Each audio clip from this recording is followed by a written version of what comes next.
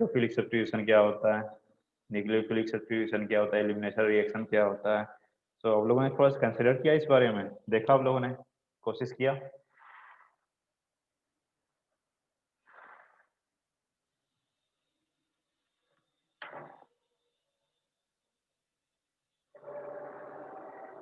हाँ भाई रमेश।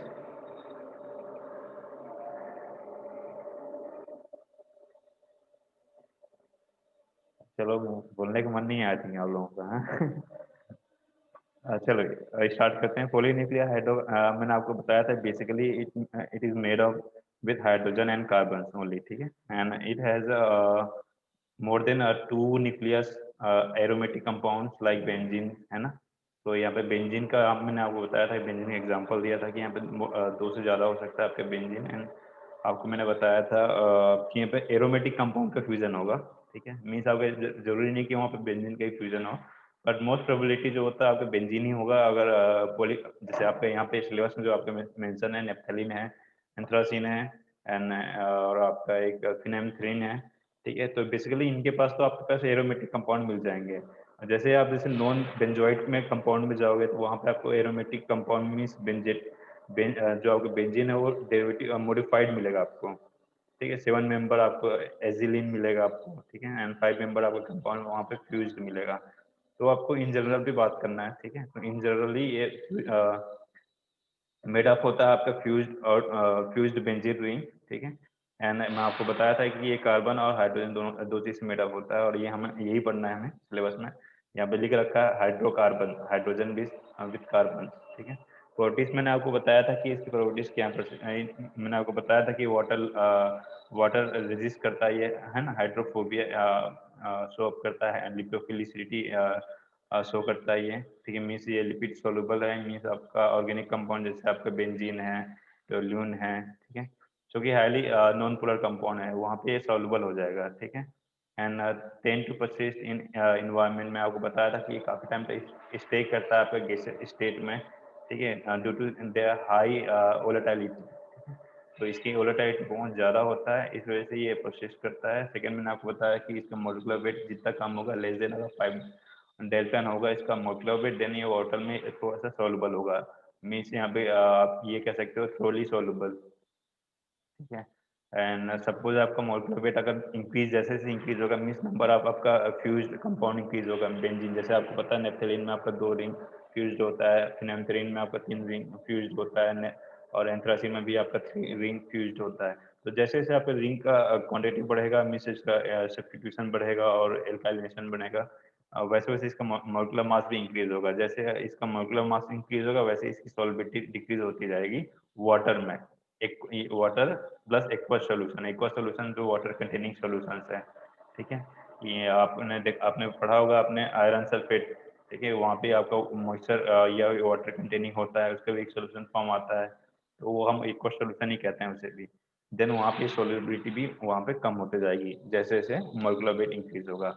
मैंने आपको बताया था कि इन जनरल ये कलरलेस होता है, ऑर्गेनिक कंपाउंड होता है, बट इसका लोअर मोलिकुलर जिसकी लेस देन 5 डेल्टन इसका मोलिकुलर वेट हो, उसकी एक स्पेसिफिक कलर एंड ऑर्डर होगा। ऑर्डर मीन्स इसका स्मेल, ठीक है। तो यहाँ पे दो चीज करेक्टराइज्ड होता है, ओके। एक तो इसका कलर, एक दूसरा होता है आपका उसका ऑर्डर, ठीक है। तो अब मैंने सोर्सेस आपको डिस्कस किया था लास्ट क्लास में।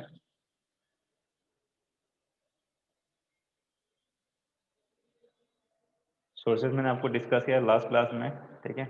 ये बेसिकली ये कहाँ पे जनरेट होता है, कहाँ से ये आते हैं ये, ठीक है। तो मैंने आपको बताया था कि नेचुरल पॉल्यूटेंट होते हैं ये बेसिकली आपके जो आपकी गाड़ी चलाते हैं, जो आपकी फॉसिल फ्यूल जैसे अभी जो आपका चल रहा है नाइट्रोजन मेथेन गैस, आप देखिए सीएनजी डलवाते होंगे लोग, है ना। तो सीएनजी होता क्या है? हाँ, सीएनजी का कोई फुल फॉर्म बताएगा? Sir compress natural gas. Yes, है ना। तो यहाँ पे आपका मेथेन ही होता है आपका जो नेचुरली अकर होता है आपका, वो हम यूटिलाइज करते हैं एज ए ईंधन, मीन्स आपका जो आपका ड्राइविंग फ्यूल, ठीक है।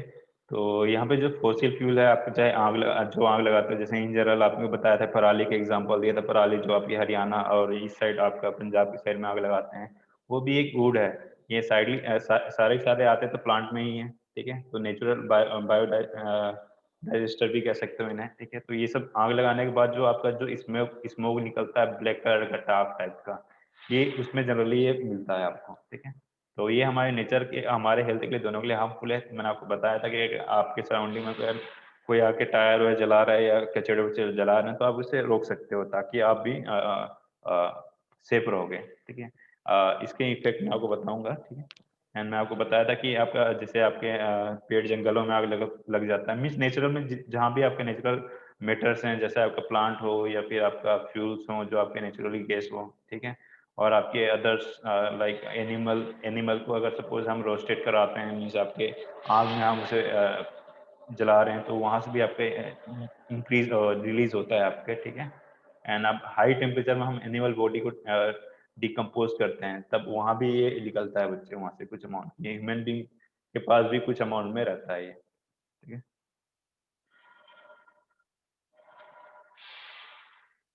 एंड हेल्थ इफ़ेक्ट में मैं आपको हेल्थ इफ़ेक्ट हमें आगे से पढ़ना था, नेक्स्ट क्लास में मैंने यहाँ तक छोड़ दिया था आपको।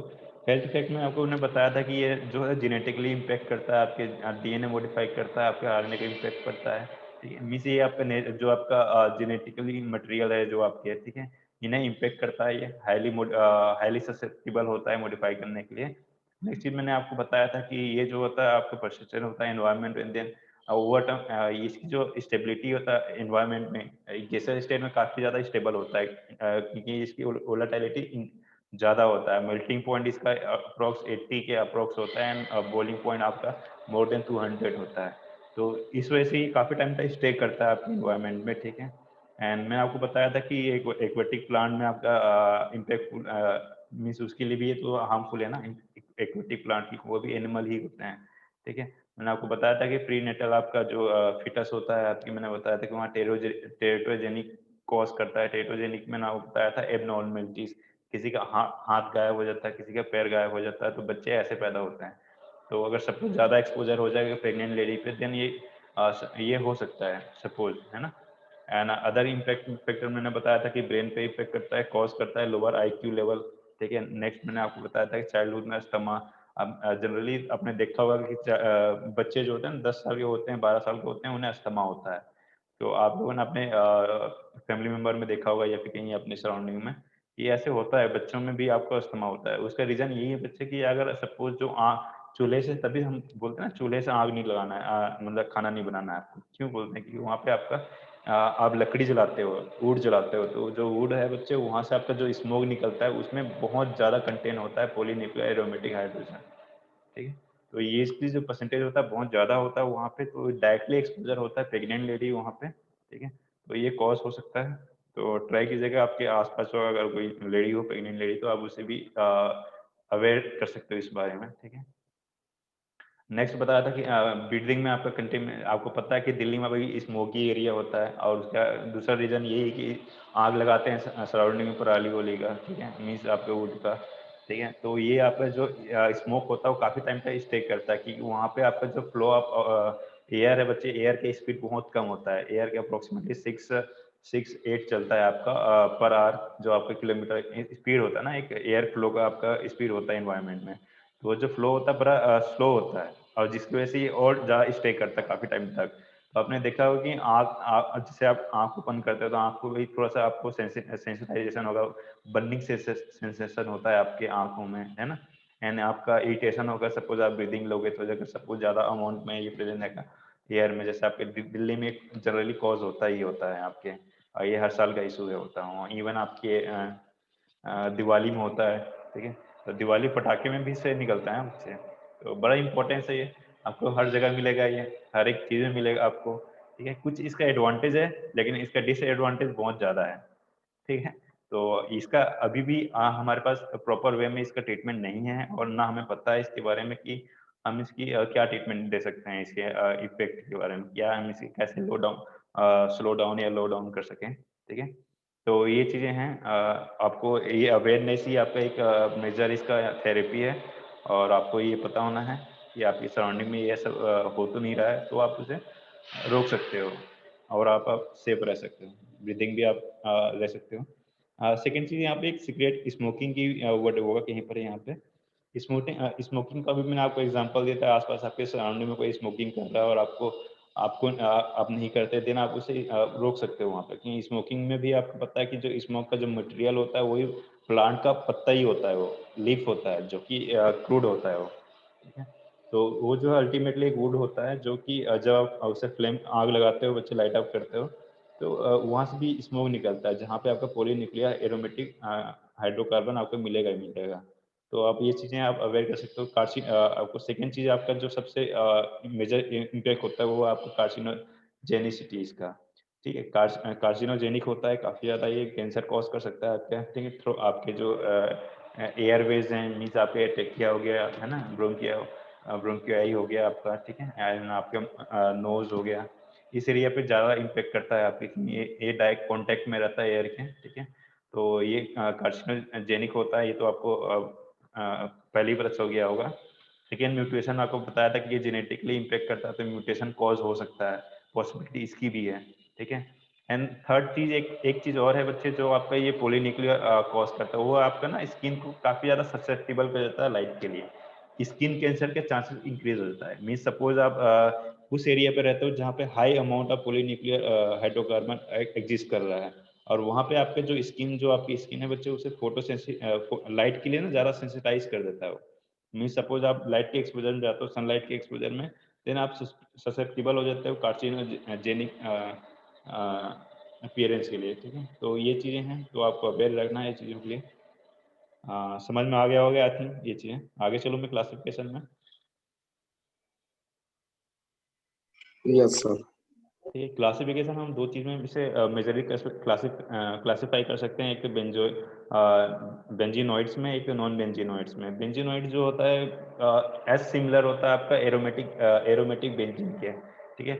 ऑलमोस्ट बराबर होता है उसकी जो फीचर्स होते हैं, इंटरनल जो फीचर्स होते हैं, like aromaticity and reactivity, almost similar होता है आपके बेंजीन के जैसे, ठीक है? नॉन अब बेंजोइड जो होता है बच्चे, ये जो है ना आपके बहुत बहुत ज़्यादा डिफरेंस आपके बेंजीन में। पहला तो ये एरोमेटिसिटी आपके इससे ज़्यादा होता है, मीन्स आपकी यहाँ पे रिएक्टिविटी ज़्यादा होगा, एरोमेटिसिटी लेवल ज़्यादा होगा बेंजीन से, ठीक है? तो ये इसका अलग क्लासेस है। रीज़न यहाँ पे कि यहाँ पे बेंजीन रिंग फ्यूज नहीं हुआ, यहाँ पे 6-7 मेंबर आपका रिंग मिलेगा, एक 5 मेंबर रिंग मिलेगा, बिल्कुल डिफरेंट मिलेगा आपको बेंजीन से। तभी मैंने आपको बताया था कि इन जनरल जो पॉलीन्यूक्लियर आपका जो हाइड्रोकार्बन है वो बेंजीन फ्यूज्ड होता है, ठीक है? इन जनरल बोला था मैंने, ठीक है? तो इसकी वजह से यही बोला था। इसका बस एक ही एग्जांपल है, वो है एजुलिन, ठीक है? तो ये आप पढ़ लेना जब आप इसका क्लासिफिकेशन बताओ एग्जाम में, तो आपको इसका स्ट्रक्चर जरूर बनाना है। बहुत ही सिंपल है पॉलीन्यूक्लियर हाइड्रोकार्बन। आपको बस बेसिक कॉन्सेप्ट क्लियर होगा तो आप ये सारे बिल्कुल इजी वे में लिख सकते हो। नेक्स्ट है आपका बेंजीनॉइड्स, मीन्स हम इसे फर्दर क्लासिफाई कर सकते हैं सब कैटेगरी में, आपका आइसोलेटेड फॉर्म में एंड फ्यूज रिंग में। आइसोलेटेड मीन्स आपका दो बेंजीन रिंग होगा या फिर दो रिंग होगा, एरोमेटिक रिंग, जो आपका डिफरेंट होगा, मीन्स एक बोन होगा बिटवीन दिस टू रिंग, ठीक है? एंड आपका जो फ्यूज रिंग होगा बच्चे, वहाँ पे आपका जो आपका फ्यूजन होगा वो ऑर्थो पोजिशन पे होगा। अब ऑर्थो क्या होता है? ऑर्थो तो देखो यहाँ पे आपको पहला एक रिंग का ऑर्थो ये हो सकता है, दूसरा ये भी हो सकता है ऑर्थो का। काउंट जहाँ से करो, अगर सपोज इसे रेफरेंस लेते हो तो ये ऑर्थो होगा, इसे रेफरेंस लेते हो तो आप इसे ऑर्थो पोजीशन कहोगे। तो मैं इसे कह सकता हूँ ऑर्थो सब्स्टिट्यूशन, ठीक है? और यहाँ पे अगर सपोज कहता हूँ मैं ये सपोज मेरा ये है, क्या है, रेफरेंस है, तो यहाँ पे ऑर्थो सब्स्टिट्यूशन भी है और यहाँ पे ऑर्थो सब्स्टिट्यूशन, जो कि ऑर्थो डेज कह के रिप्रेजेंट करोगे, ठीक है? तो दो फॉर्म में आप रिप्रेजेंट करते हो, ortho and ortho days. Orthodox क्यों कहते हैं कि वो मिरर इमेज होता है आपका। मिरर इमेज अगर सपोज आप मिरर लगा दो तो जस्ट अपोजिट होता है, तो उसे हम ऑर्थोडेस कहते हैं। जैसे मेटा डेस, ठीक है? पैरा पैरा एक ही होता है, ठीक है? ये तो आप ठीक है, तो समझ में आया होगा ये ऑर्थो मेटा पैरा, ये तो आपने पढ़ लिया होगा बेसिक में, ठीक है? तो ये फ्यूज रिंग है आपका। यहाँ पे दो चीज होते हैं, एक लीनियर टाइप का, लीनियर टाइप के एग्जांपल्स में आपका नेप्थेलिन आता है आपका, ठीक है? एंथ्रासिन आपका बहुत ही लीनियर होता है। तो ये दो आपका लीनियर टाइप का, लीनियर यहाँ पे आपका जो सीक्वेंस होगा आपका बेंजीन रिंग का और आपका अटैचमेंट वाला, वो आपका एक ही प्लेन में होगा और लाइन टू लाइन होगा आपस में, ठीक है? एंगुलर कैसे होगा आपका? एंगुलर में आपका जस्ट ऊपर नीचे समथिंग वगैरह होगा। तो ये फिनेंथ्रीन इसका नेक्स्ट एग्जांपल। फिनेंथ्रीन का आपका यहाँ पे दो ही स्ट्रक्चर होता है, मैं आपको बताऊंगा कि फिनांथ्रिन जो होता है ना तो इस स्ट्रक्चर पे एग्जिस्ट करता है, मींस उसका रेजोनेंस होता रहता है, वो चेंजेस आपस में इंटरचेंजेबल होते हैं, जिसे हम टोटोमेरिज्म कहते हैं। आपने पढ़ रखा होगा क्लासिफिकेशन जियोमेट्री में, ठीक है। एंड ये टोटोमेरिज्म ही होता है, ठीक है, जहाँ पे आपका एक फॉर्म दूसरे फॉर्म पे कन्वर्ट हो जाता है। तो ये दोनों फॉर्म में एग्जिस्ट करता है फिनांथ्रिन, ठीक है। तो यहाँ पे क्लासिफिकेशन यहाँ पे बस इतना आपको बताना है क्लासिफिकेशन में, स्ट्रक्चर आपको बताना है, आइसोलेटेड का एग्जांपल देता है। बाइफिनाइल आपके सिलेबस में आई थिंक है कि नहीं, देख लूंगा मैं, ठीक है। एंड नेप्थलीन आपके सिलेबस में है, फिनांथ्रिन आपके सिलेबस में है, तो ये तो हम पढ़ेंगे, ठीक है। एजुलिन आपके सिलेबस में है नहीं, तो आपको बस यहीं तक आपको क्लासिफिकेशन तक ही से लिमिटेशन रखना है इसका। सेकेंड चीज है आपका नेप्थलीन। यहाँ पे सबसे आपको पढ़ना क्या है, यहाँ पे आपको यहाँ पे बताना है इसकी रिएक्टिविटी कहाँ पे है, किसके साथ रिएक्टिविटी है। तो इसको बहुत सारे एग्जांपल्स है, एडिशन रिएक्शन बताना है इसकी, ऑक्सीडेशन बताना है, सल्फोनेशन, हैलोजिनेशन, इलेक्ट्रोफिलिक सब्स्टिट्यूशन। चाहो तो आप ये सारे रिएक्शन को एक ही पेज में बना सकते हो, और ना चाहो तो आप एक एक करके लाइन से लिख सकते हो, ठीक है। तो डिपेंडिंग ऑन नंबर्स, ठीक है, जो भी नंबर आपके पूछा हुआ है एग्जाम में उस तरीके से आपको लिखना है। अगर 10 नंबर पूछा है तब आप इंडिविजुअल लिखना कि भाई हेलोजिनेशन हेडिंग डाल लो, फिर नीचे लिख दो हेलोजिनेशन का रिएक्शन, नीचे फिर हेडिंग डालो दूसरा ऑक्सीडेशन का रिएक्शन का, उसे लिख दो ऑक्सीडेशन का एग्जांपल, नीचे लिख दो रिडक्शन का एक एग्जांपल लिख दो। तो ऐसे हम बना सकते हैं बहुत सारे, ठीक है। आपको एक एक एग्जांपल लिखना है सबका, मीसा का ऑक्सीडेशन का एक एग्जांपल, रिडक्शन का एक एग्जांपल, ये तो कंपलसरी देना है। अगर सपोज आपको 15 नंबर के एक साथ ही पूछ लिया उसने, देन आप इंक्रीज कर सकते हो ये रिएक्शन की एग्जांपल्स। रिएक्शन बताने की जरूरत क्या है हमें इस नेप्थलीन का, रिएक्शन बताना हमें यहाँ पे ये है कि एक कंफर्मेटरी होता है। जो आपका रिएक्शन है बच्चे, वो स्ट्रक्चर इल्यूसिडेशन, आपने नेचुरल केमिस्ट्री पढ़ रखा है अपने फर्स्ट ईयर में।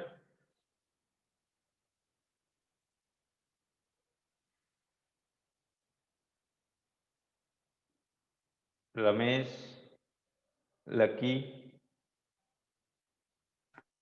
Yes sir. आपने ये नेचुरल यस केमिस्ट्री सर। पढ़ा है, नेचुरल केमिस्ट्री पढ़ा है बच्चे ये? Yes sir. नेचुरल केमिस्ट्री में आपने स्ट्रक्चर इल्यूसिडेशन पढ़ा होगा आपने। क्या सर? Yes sir. स्ट्रक्चर इल्यूसिडेशन, जहाँ पे हम बताते हैं कंफर्मेटरी रिएक्शन करते हैं हम, वहाँ पे हम बताते हैं जैसे यहाँ पे हाइड्रोक्सी ग्रुप है, तो हाइड्रोक्सी ग्रुप के लिए हम क्या उसके रिएक्शन करेंगे तो ये कंफर्म होगा कि हाँ यहाँ पे हाइड्रोक्सी ग्रुप है। अगर वहाँ पे कार्बोक्सिलिक ग्रुप है तो उसके लिए हम क्या रिएक्शन करेंगे तो हमें कंफर्म मिलेगा कि हाँ यहाँ पे कार्बोक्सिलिक ग्रुप प्रेजेंट है इस मॉलिक्यूल में। तो इल्यूसिडेशन आपने पढ़ा होगा, स्ट्रक्चर इल्यूसिडेशन नेचुरल केमिस्ट्री में। आपने पढ़ा है इससे पहले नेचुरल केमिस्ट्री में?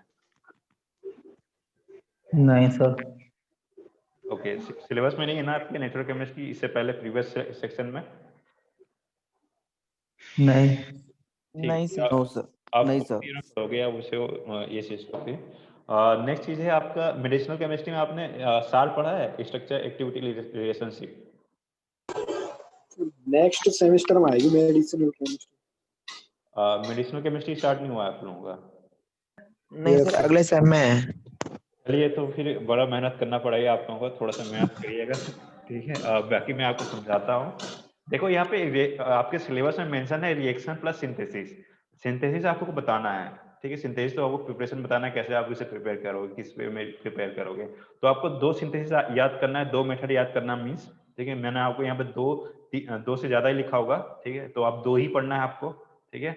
आपको रिएक्शन यहाँ पे इस नाम से बताना पड़ रहा है हमें, रिएक्शन यहाँ पे आपके सिलेबस में मेंशन सिर्फ रिएक्शन। रिएक्शन का मतलब होता है बच्चे यहाँ पे आप कंफर्मेटरी उस एग्जांपल दोगे क्या, कि ऑक्सीडेशन हो रहा है मींस वहां पे ऑक्सीजन प्रेजेंस है। वहां पे अगर सपोज वहां पे पहले से अगर कीटोन ग्रुप होगा, उसका ऑक्सीडेशन करोगे तो उसका क्या बनेगा, कार्बोक्सिलिक ग्रुप बन जाएगा वो, ठीक है। अगर इसमें हाइड्रोक्सी ग्रुप होगा और उसका आप ऑक्सीडेशन करोगे तो उसके क्या बन जाएगा, कीटोन फॉर्म बनेगा। अगेन उसका ऑक्सीडेशन करोगे तो हाइड्रोक्सी ग्रुप बन जाएगा। तो मीन्स ग्रुप मीन्स डेरिवेटिव में, हाँ। तो यहाँ पे हमें रिएक्शन पढ़ना बहुत जरूरी है। और जब भी आप बताओ एग्जाम में नेप्थलीन या एफिनेंथ्रीन या फिर जो भी आप एंथ्रासिन बताओ, तो आपको कंपलसरी आपको रिएक्शन बताना ही बताना है। समझ में आ गया आप लोगों को?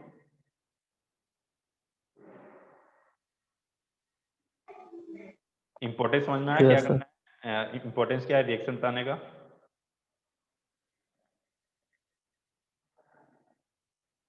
कुछ बताओ भाई, हाँ ना कुछ तो बोलो, नंदिनी, आकाश। आपके सिलेबस में जो लिखा है उसका इंपॉर्टेंस समझ में आया? वो रिएक्शन बताना क्यों है हमें?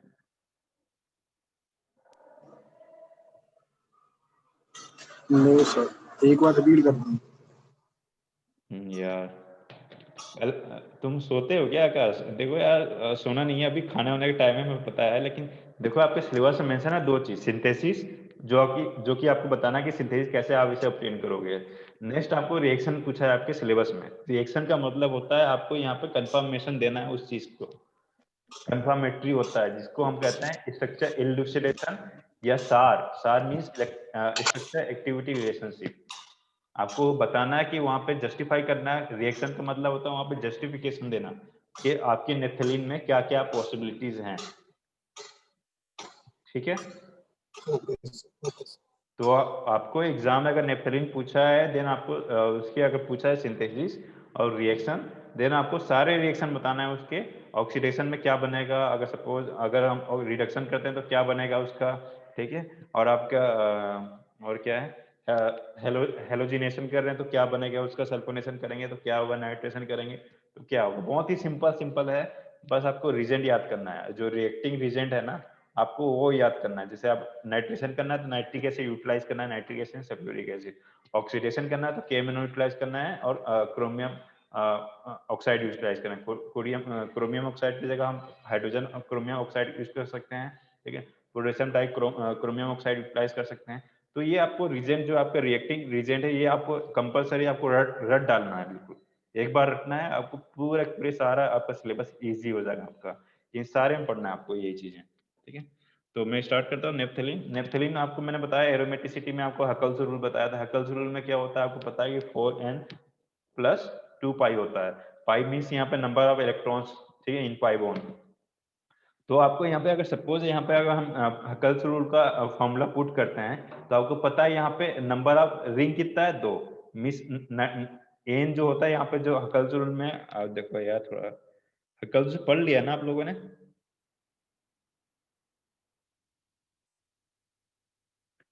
हाँ भी। यस सर, पढ़ लिया। तो हकल्स रूल में ये कहते हैं, हकल्स रूल आपके अगर सपोज यहाँ पे फॉर्मूला होता है हकल्स रूल का 4n+2 पाई। यहाँ पे n जो है आपका रिप्रेजेंट करता है नंबर ऑफ रिंग, ठीक है। ये आपका 0 भी हो सकता है, और अगर वो हकल्स रूल है तो हकल्स रूल में 0 भी हो सकता है, और 1 भी हो सकता है, 3 भी हो सकता है, 4 भी हो सकता है, 5 भी हो सकता है। बेंजीन के केसेस में आपका हकल रूल में आपका n जो रिप्रेजेंट करता है 1 को, तो वहां पे अगर सपोज इस फॉर्मूला में रखोगे तो 4×1+2, तो आप इक्वल इक्वल करोगे तो इसका 6 पाई आएगा ये। तो 6 पाई जो आपका नंबर है वहां पे बॉन्ड के रिप्रेजेंट करता है। 3 बॉन्ड होगा वहां पे, इलेक्ट्रॉन कितना होगा, 6 होगा। मींस बेंजीन में आपका हकल्स रूल फॉलो होता है। सेम अगर यही फॉर्मूला आप इस पे पुट करोगे नेफ्थलीन में, देन आपको क्या मिलेगा, 4×2+2। तो क्या हुआ आपका, 8 हुआ, 8+2 कितना हुआ, 10। मीन्स आपका हकल्स रूल वहां पे फॉलो होता है। मैंने आपको बताया था ओड नंबर, अगर उसमें अगर एरोमेटिसिटी फॉलो कर रहा है, हकल्स रूल को फॉलो कर रहा है, तो उसकी जो नंबर आप वहां पे पाई इलेक्ट्रॉन्स होगा 2, 6, 10, 14, 18, 22। ये इस वे में आपका 4 के डिफरेंस में आपका हकल्स रूल में आता है। एंटी हकल्स में आपको मैंने बताया था कि एंटी एरोमेटिक है वो, एरोमेटिक नहीं होगा वो। तो उसमें क्या होगा, जैसे number of electron pi electrons होगा 4, 8, 12, है ना, 16, ये 4 के डिफरेंस में होगा। और ये जो होगा एंटी हकल्स रूल होगा। मैंने ये जैसे स्लाइड आपको शेयर कर दूंगा, स्लाइड में मैंने लिख दिया है ये, तो आपको एक बार पढ़ना है और आप पूरे लाइफ टाइम याद रहेगा। एग्जाम में आपको पूछते हैं, एग्जाम में ऐसे पूछते हैं कि आपको एग्जाम्पल में आपको एक एरोमेटिक कंपाउंड दे देगा, 2-3 एरोमेटिक कंपाउंड दे देगा, आपको बोलेगा कि इसका हकल्स रूल में क्या पाई इलेक्ट्रॉन्स होंगे, एन को क्या रिप्रेजेंट करोगे यहाँ पे। तो आप ऐसे करके वहां पे आप डायरेक्टली बता सकते हो। तो आप इसके प्रोस्पेक्ट से आप पढ़ लेना इसे। मैंने आपको बता दिया। और कुछ समझ में नहीं आया हकल्स रूल के बारे में? आगे चलूं? ठीक है। नेफ्थलीन मैंने आपको बताया था, नेफ्थलीन आपका सिंपलेस्ट ऑर्गेनिक कंपाउंड है, जो आपके सॉरी ऑर्गेनिक कह रहा हूँ, सिंपलेस्ट आपका पॉलीन्यूक्लियर एरोमेटिक हाइड्रोकार्बन है, जिसका फार्मूला होता है आपका 10 होता है। कार्बन नंबर ऑफ कार्बन जो है आपका 10 होता है, एंड नंबर ऑफ हाइड्रोजन जो होता है 8 होता है, ठीक है। सिंपलेस्ट होता है, simplest form of polynuclear hydrocarbon है ये, ठीक है। और ये व्हाइट कलर का होता है कि इसकी जो मोलिकुलर वेट मैंने आपको बताया था कि लेस देन आपका मोलिकुलर वेट जो है 500 डाल्टन में आपको बताया था कि आपको मोलिकुलर वेट का यूनिट भी बताया था आपको कि यूनिट कैसे मेजर करोगे। आते ही आप लोगों ने होमवर्क करके आया होगा क्या क्या यूनिट्स हम रिप्रेजेंट करते हैं मोलिकुलर मास को, कोई बताएगा?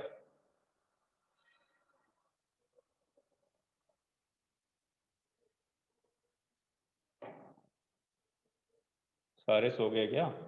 मुकुल, दीपक, समीक्षा, रमेश, लक्की, गौरव, यूनिट बताओ भाई मास का। Yes sir. क्या? मास का यूनिट कैसे मेजर करोगे, क्या यूनिट होता है मोलिकुलर मास का?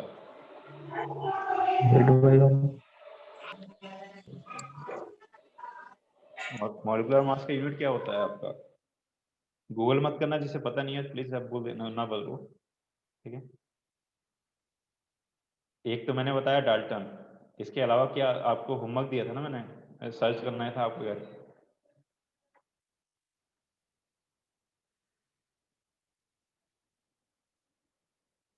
क्या हुआ लक्की? सर किलोग्राम पर मोल। क्या चीज? पर मोल, किलोग्राम पर मोल। किलोग्राम पर मोल। अच्छा किलोग्राम, ओके ओके। और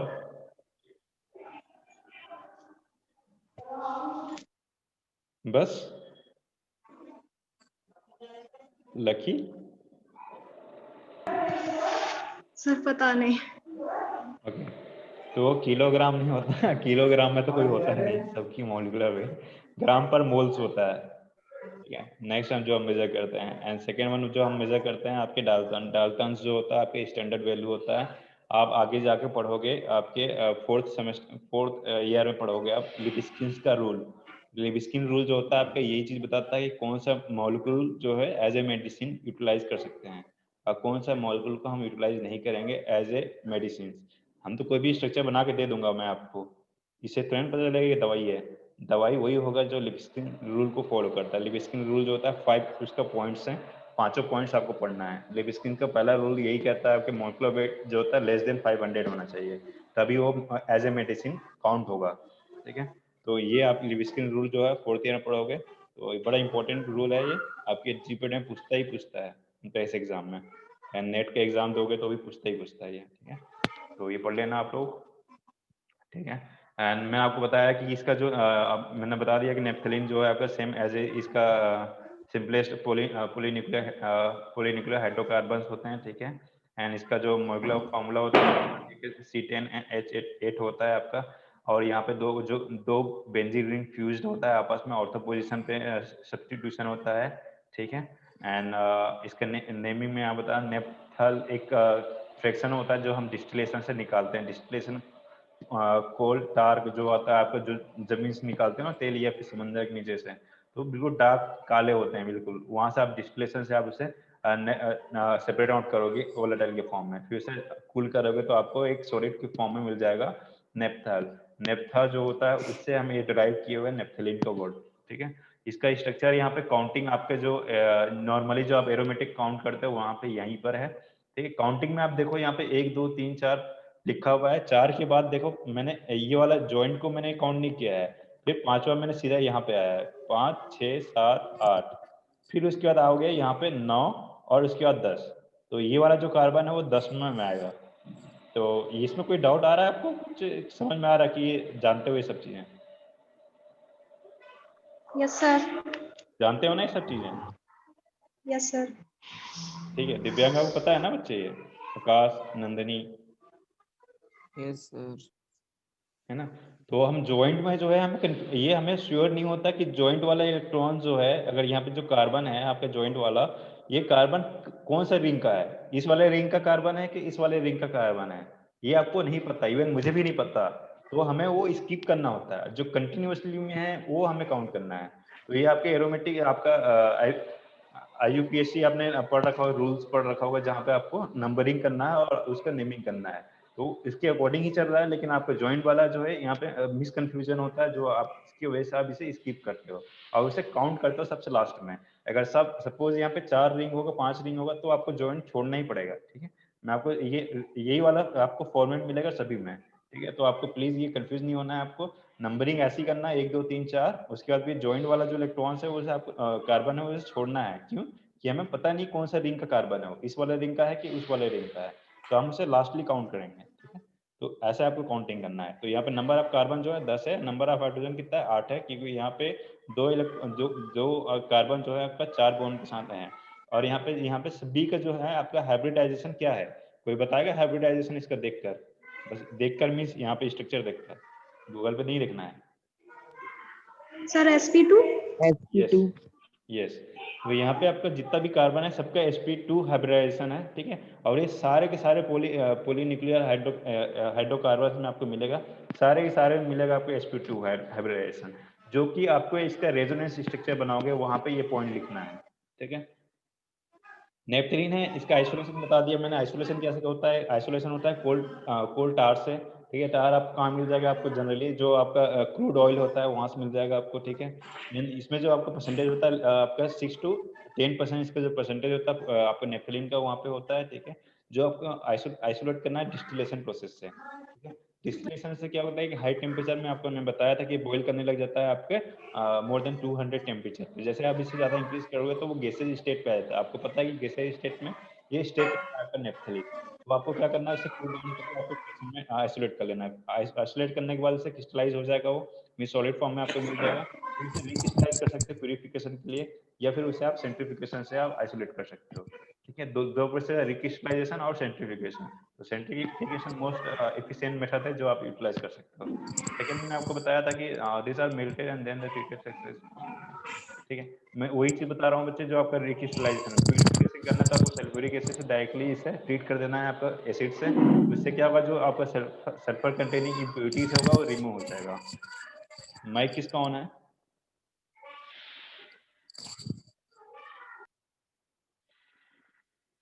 ठीक है, तो ये है आइसोलेशन। आपको क्या कोल्ड टार्क लेना है, उसे डिस्टिलेशन करना है, उसे कूल डाउन करना है, उसे मींस जो गैसियस स्टेट है वो फ्रैक्शंस में आ जाएगा, क्रिस्टलाइन में आ जाएगा। आपको उसका सेंट्रीफिकेशन करके आप उसे आइसोलेट कर सकते हो, मींस प्यूरिफाइड फॉर्म्स को आइसोलेट कर सकते हो। सेकंड मेथड है आपका रिक्रिस्टलाइजेशन कर सकते हो, मींस सल्फर कंटेनिंग आपके इम्प्योरिटीज अगर सपोज इसमें है तो आप उसे एसिड से ट्रीटमेंट करके सल्फर रिमूव कर सकते हो। सल्फ्यूरिक एसिड जनरली यूटिलाइज करते हैं यहाँ पे। ठीक है, तो आइसोलेशन आपको बड़ा समझ में आ गया। आइसोलेशन तो यार बहुत इजी है, एक बार पढ़ लिया ना तो आपने एग्जाम में लिख दोगे। मैंने यहाँ पे पैराग्राफ के फॉर्म में लिखा हुआ है, आप इसे इसे चार्ट के फॉर्म में बना सकते हो, ऊपर से फ्लो चार्ट के फॉर्म में आप बना सकते हो इसे। ठीक है, तो आप ऐसा बना लेंगे तो ज्यादा इंटरेस्टिंग बनेगा। मैं तो यहाँ पे आपके कम से कम स्पेस लेने के लिए लिखा हुआ है ऐसा। फिजिकल प्रोबेबिलिटी मैंने आपको बताया था लास्ट क्लास में कि इसके मेल्टिंग पॉइंट, सॉरी, इसकी मैंने आपको बताया था कि अपीयरेंस कैसा हो, इसका व्हाइट क्रिस्टल होता है, आपका सॉलिड क्रिस्टल होता है। इवन इसका मेल्टिंग पॉइंट जो होता है लेस देन 8 होता है। ठीक है, सॉरी 80 होता है आपका। बॉइलिंग पॉइंट मोर देन आपका, बॉइलिंग पॉइंट और मेल्टिंग पॉइंट में डिफरेंस तो पता होगा ना बच्चे, दोनों अलग अलग होगा। मेल्टिंग पॉइंट जितना होगा उससे ज्यादा ही होगा बॉइलिंग पॉइंट। बॉइल करना मीन्स वाटर की जैसे बॉइलिंग पॉइंट है, हीट अप तो वो तो 40 सेल्सियस में भी हीट अप हो जाता है आपका वाटर। बॉइल कहाँ करता है? 100 सेल्सियस में। सेम वैसे ही सबका बॉइलिंग पॉइंट डिफरेंट होता है। ठीक है, तो ये चीजें आपको ज्यादा अंडरस्टूड होगा, मे भी आपने प्रैक्टिकल क्लास में किया होगा। ठीक है, एक तो ट्यूब से किया होगा, ठीक है, जैसे पैराफिन लिक्विड डालकर आपने मेल्टिंग पॉइंट चेक किया होगा, मीन्स आपका जो फिजिकली मैनुअली जो करते हो। सेकंड, आपने एक इंस्ट्रूमेंट यहाँ पे अगर होगा तो आपने ऑटोमेटिक इंस्ट्रूमेंट में देखा होगा, जहाँ पे कैपिलरी डालकर कैपिलरी में सैंपल डालकर आप पुट कर देते हो और आपका मेल्टिंग पॉइंट सेट कर देते हो, तो वहाँ पे आपको डायरेक्टली पता चल जाता है। सेकेंड चीज मैंने आपको बताया था कि नेफ्थलीन का हो गया इसका कैरेक्टरिस्टिक ऑर्डर, मीन्स जैसे आपने कपूर देखा होगा, कपूर को जलाते हो या फिर कपूर को आसपास रखते हो तो बड़ा उसका एक स्पेसिफिक वो आता है, आपका स्मेल आता है। सेम वैसे ही यहाँ आता है। ठीक है, इसका एक स्ट्रॉन्ग आपका पंजेंट टाइप का स्मेल होता है, बिल्कुल लगता है आपके नाकों में आपका जैसे ही आता है आपके आसपास। तो ठीक है, वेरी वोलेटाइल होता है, मीन्स ये हाईली ससेप्टेबल स्टेबिलिटी होता है आपके गैसेस स्टेट में। सब्लिमेशन आपको पता होगा कि गैसेस स्टेट से हमें liquid state, sorry solid state से डायरेक्टली हम गैसेस स्टेट में बनाते हैं। तो सप्लीमेशन वर्ड तो आपको पता होगा, सप्लीमेशन ये आपने पढ़ा होगा, आई थिंक 8th क्लास में पढ़ा होगा सप्लीमेशन क्या होता है। गैसेस स्टेट्स पढ़ा होगा आपने, वहाँ पे स्टेट फिजिकल स्टेट पढ़ा होगा, है ना। तो फिजिकल स्टेट में आपको गैसेस स्टेट आता है, लिक्विड स्टेट आता है, गैसेस स्टेट होता है। जिसे हम सॉलिड से डायरेक्टली गैस में कन्वर्ट कर देते हैं उसे कहते हैं, उस प्रोसेस को कहते हैं सब्लिमेशन। तो हम इसे डायरेक्टली सब्लिमाइज कर सकते हैं, ठीक है, ऑन हाई टेम्परेचर में, ठीक है। नेफ्थलीन इज इनसॉल्युबल, मैंने आपको बताया था जितना भी आपका पॉलीन्यूक्लियर हाइड्रोकार्बन है वो इनसॉल्युबल होता है आपके वाटर में। इनसॉल्युबल मीन्स आपका अगर सपोज हीट ताम झाम करोगे तो आपका थोड़ा बहुत सॉल्युबल होगा एक्वस सॉल्यूशन में, नहीं तो ये लिपोफिलिसिटी इसका हाई होता है। मीन्स आप कोई भी नॉन पोलर कंपाउंड ले लो, बेंजीन ऑर्गेनिक कंपाउंड, वहाँ पे इजिली रेडिबल सॉल्युबल होगा ये, ठीक है। हैविंग स्ट्रॉन्ग ऑर्डर, सेम वही लाइन है बच्चे, and dissolve easily in organic compound, वही चीज है, ठीक है। तो समझ में आएगा प्रॉपर्टी से आया आपको फिजिकल प्रॉपर्टी। केमिकल प्रॉपर्टी में आपको बता दूं, केमिकल प्रॉपर्टी जो होता है ये आपकी जो एरोमेटिसिटी होता है नेफ्थलीन का वो बहुत ही कम होता है as compare to benzene. Benzene की एरोमेटिसिटी जो होता है वो इससे ज्यादा होता है। तो जिसकी एरोमेटिसिटी कम होगा, जितनी कम होगा उसकी उतनी ससेप्टिबिलिटी होगा एक्सेप्ट करने का, मीन्स वहां पे रिएक्टिविटी उसकी सबसे ज्यादा होगा। आप समझ रहे हो ना बच्चे, यहाँ पे रिएक्टिविटी क्यों ज्यादा है यहाँ पे, क्योंकि इसकी एरोमेटिसिटी कम है। जब एरोमेटिसिटी आप कैलकुलेट करोगे तो मैं आपको आगे बताऊंगा रेजोनेंस में, इसकी एक एनर्जी होता है, फिक्स एनर्जी होता है जहाँ पे रेजोनेंस करता है, ठीक है। और इसकी एनर्जी ज्यादा होता है नेफ्थलीन का, क्योंकि यहाँ पे डबल रिंग फ्यूज्ड है आपस में, ठीक है। तो एरोमेटिसिटी अल्टीमेटली कम हो गया कि जो नंबर ऑफ इलेक्ट्रॉन का जो ट्रेवलिंग है वो काफी ज्यादा डीलोकलाइज करेगा, लंबा प्रोसेस है इसका, ठीक है। क्लॉकवाइज अगर आएगा तो एक पॉइंट मारने के लिए उसे लंबा प्रोसेस रोटेट करना होगा, ठीक है। तो इसकी रिएक्टिविटी हाईली बहुत ज्यादा होता है, मीन्स यहाँ पे एडिशन, सब्स्टिट्यूशन, इलेक्ट्रोफिलिक सब्स्टिट्यूशन बहुत ही रेडली और इजिली हो जाएगा यहाँ पे, ठीक है। बस यही था इसका। एंड बस आपका केमिकल प्रॉपर्टी में ये है, आपका फिजिकल प्रॉपर्टी वो था। और आइसोलेशन में आपको बताया, आइसोलेशन बहुत ही सिंपल था। एंड नेफ्थलीन आपको जनरली